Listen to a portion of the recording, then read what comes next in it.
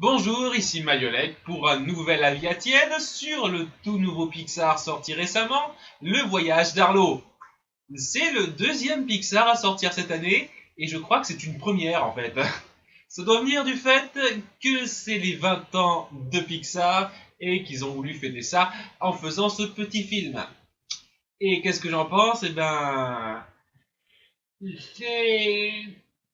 pas trop mal. Bon, résumons l'histoire. Arlo, un petit dinosaure peureux, se voit accidentellement éloigné de sa famille et, avec l'aide d'un petit garçon humain sauvage avec qui il va devenir ami, il va devoir retrouver le chemin de chez lui tout en vivant différentes aventures et en apprenant à surmonter ses peurs. Si ça vous parle, c'est normal, c'est que ça a été fait je sais pas combien de fois. L'histoire est sincèrement un pseudo-mélange de l'âge de glace couplé aux petits dinosaures. On retrouve même quelques bribes du Roi Lion là-dedans. Ah, ça me rappelle même. Il y a une scène à la fin, vraiment, c'était un plagiat du genre, mais horrible. Si vous connaissez le Roi Lion, pensez juste un moment. Simba, Mufasa, Sarabi, c'est trop ça. À un moment donné dans le Roi Lion, là, si vous le chopez pas à la fin, vous n'avez pas vu le Roi Lion. Hein. Bref, ça me dérangerait pas tant que ça qui ne fasse pas une histoire originale pour un sou. Si il faisait quelque chose d'un tant soit peu bien en fait. C'est difficile à dire, mais c'est vu, revu, réchauffé. Il n'y a aucune nouvelle approche. Il n'y a même pas de gros risques, j'ai l'impression, dans l'histoire. C'est très convenu. Et c'est ça le problème. Les personnages aussi sont très convenus. Le petit garçon, c'est quasiment la même chose que la petite fille dans les Croods. Euh, Arlo, on l'a vu je sais pas combien de fois ce personnage. C'est le petit dinosaure, encore et encore. Et en plus de ça, niveau doublage, ils ont pris un garçon pour le faire, un vrai petit garçon pour le faire, pour garder l'authenticité. Mais le problème, c'est que les petits garçons ne savent pas toujours très bien jouer.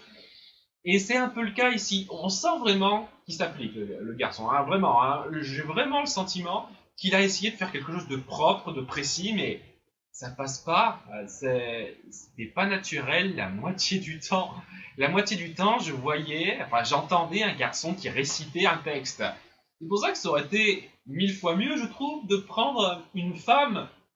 Hein, les femmes se débrouillent très bien pour doubler les personnages garçons, donc voilà, bon, dommage pour ça.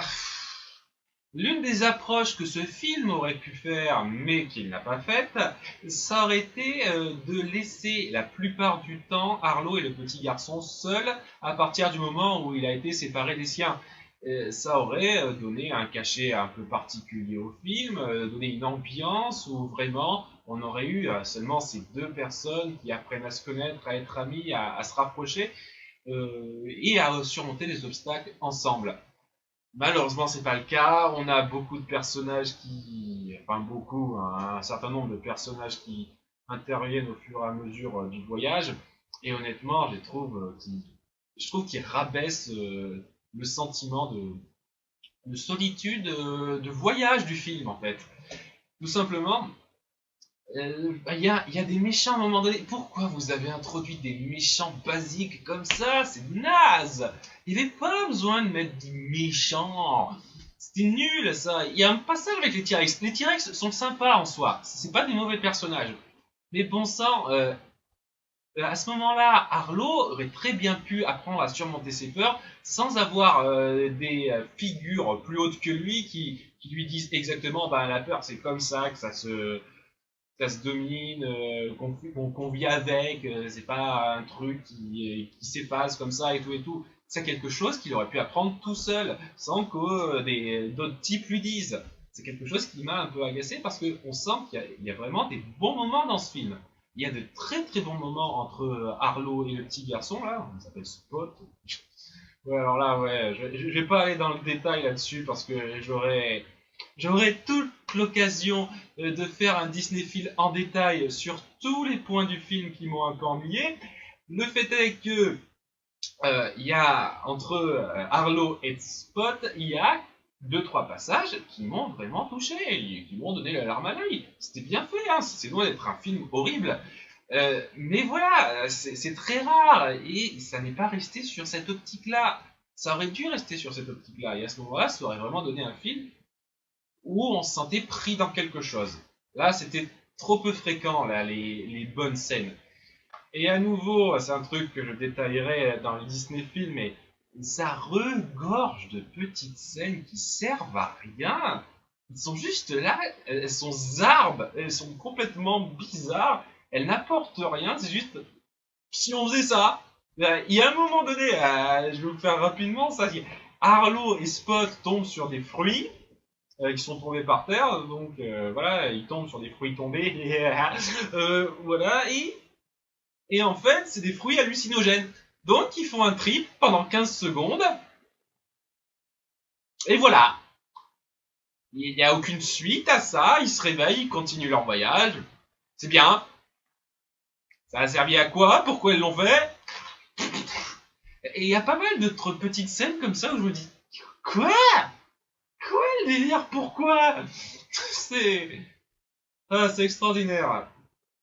Cela dit, et je vais revenir là-dessus, globalement, c'est un film pas trop mal. Parce que il y a des moments forts, la narration est correcte, les personnages, bien que convenus, sont corrects, tout est correct là-dedans, il y a des passages inutiles, mais bon, ils ne plombent pas le film complètement. Il y a des bons passages qui remontent, qui rattrapent un peu les passages qui sont... voilà, au final, c'est un film correct. Voilà, pour les 20 ans de Pixar, je trouve que c'est un peu juste de faire un film juste correct, mais c'est ce qu'on a. Hein. Même l'animation, je la trouve pas si extraordinaire que ça. Hein. Dire, elle est pas mal, hein. Elle est bonne hein, pour de l'animation en règle générale. Et pour du Pixar, on a fait mieux. Et d'autant plus que je n'accroche pas spécialement au design d'Arlo. Voilà. Je sais pas ce qu'ils ont voulu faire, mais on dirait pas un dinosaure, on dirait un jouet dinosaure. C'était bizarre tout le long, je me dis, ouais, je suis censé croire que c'est un dinosaure ce truc. Je veux dire, je vais mettre à côté de Casimir, moi, ce machin là, c'est pas un dinosaure. Bref, c'est c'est un détail, c'est un détail. Au final, c'est un film que je vous recommande moyennement. Hein. Je veux dire, c'est pas mauvais, hein, vraiment. Il y aura des bons moments, l'histoire globalement est pas trop mal. Les personnages globalement sont pas trop mal, pas trop mal, voilà. Pas grand chose d'autre à dire. Hein. Donc, à très bientôt pour un nouveau Disney Fil sur Monstres et compagnie. Ça va pas tarder, c'est dans très très peu de temps. Et à la prochaine pour une nouvelle critique.